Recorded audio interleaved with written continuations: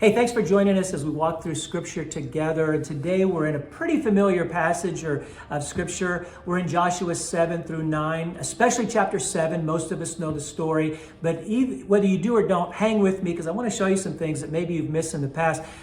First of all, the enemy doesn't need to defeat you if sin already exists in your camp.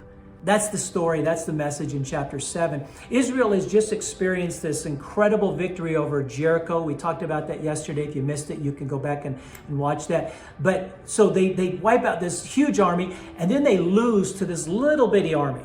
And you're saying, how could that happen? What's going on?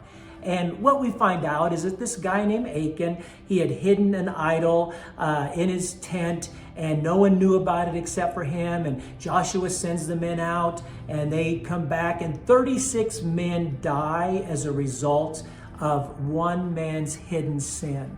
That's the message. So we may think in our lives, you know what? I'm just doing this, or I'm watching that, or I'm not doing this, or I'm doing my little thing over here and no one else knows about it. But the idea is God knows. And as a result, we think, well, it just affects me. It's just, no, it really has an impact on our family. It has an impact upon even our church or our workplace or our community. We may not think it, we may not see it, but it does. I don't think Achan thought, well, we lost to this small little army, 36 guys died, but it's not because of my sin. I think he probably thought that. And so the challenge to us is that we do our best to not keep anything hidden, but we expose those things that are evil, not just for our sake, but for the sake of our family, our friends, our church, right? And so the idea is that private compromise always produces public consequences. An entire nation was defeated because of one man's sin. The other thing that we notice in this battle here is that this time the army, they don't pray. They just say, hey, we defeated Jericho. Go out and do your thing and come back. They don't seek God. They just assume victory is theirs based upon past success. And the issue really is that success can sometimes be spiritual amnesia. Sometimes when we experience this great victory in our lives, yay, go God, that kind of thing. The next time we don't even pray. We just say, well, God's on my team. He's always going to be there. And we just go forward. And sometimes a smaller enemy defeats us. And so we really need to just say to God, God, you know what? I know it's a little issue, but I still need you. I still need you. And then we come to Joshua 8. And really the message here is that God restores after repentance. Now, repentance, big word. It just simply means that you change direction, right? You change your mind. You say, I used to do this. I used to walk in this way. I'm going to walk in this way. I'm going to walk toward God rather than away from God, right?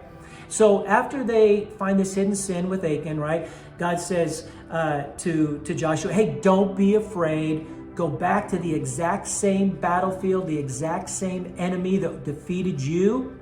This time I'm going to bring you victory. And it was all because the nation said, we repent, God, for the sin that was in our camp.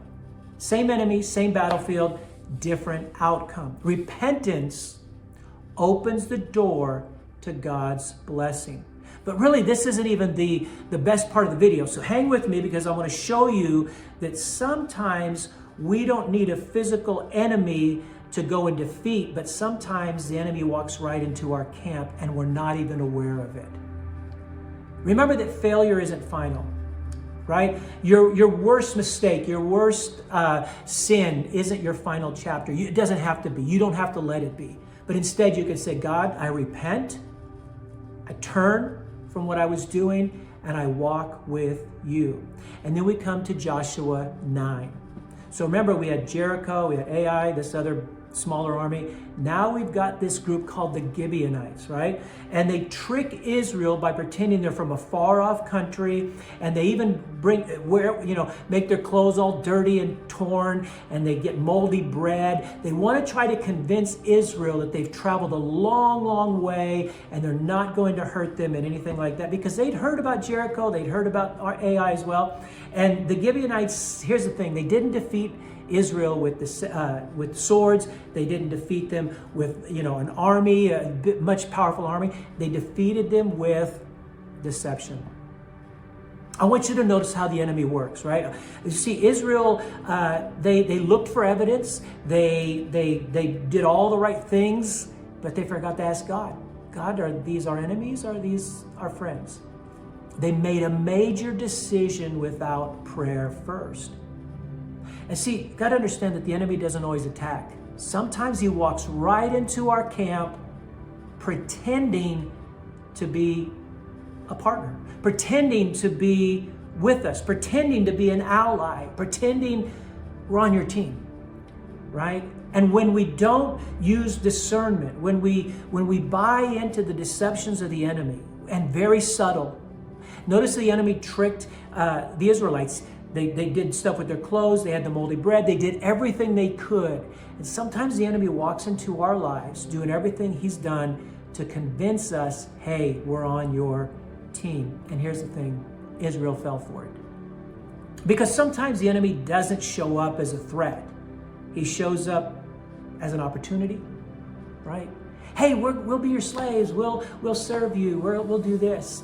And it wasn't a good thing. But here's really the cool thing about this. Even our mistakes can be redeemed. Because Israel made a bad decision, again, right? And they trusted the Gibeonites without asking God.